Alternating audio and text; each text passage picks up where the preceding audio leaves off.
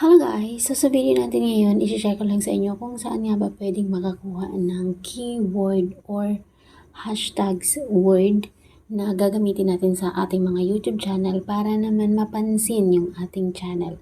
Okay, para naman magkaroon ng views yung ating mga video. Okay, so mag-open lamang po tayo ng browser.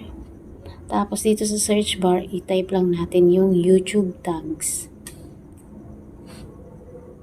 Okay, tapos ito yung pinaka sa unahan, keyword tool. Ito siya, keyword tool, YouTube tag. Ayan, i-click natin yan. Yan ang piliin natin.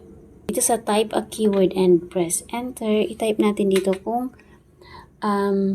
anong video yung paggagamitan mo. Halimbawa sa akin, malimit is about credit card. So, let's say paano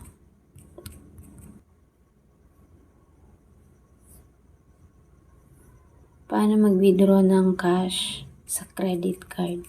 Okay, so paano mag-withdraw ng cash sa credit card? Tapos, i-click natin tong search.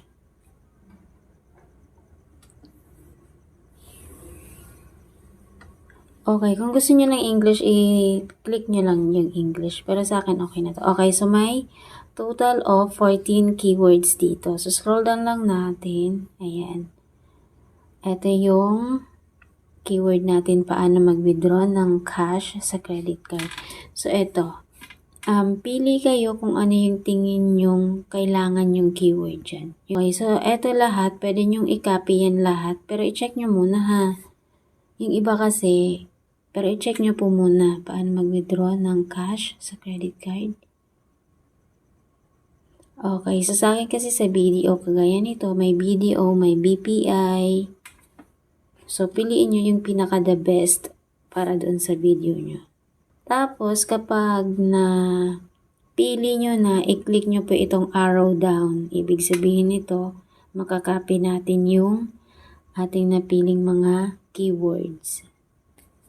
Ayan, copy.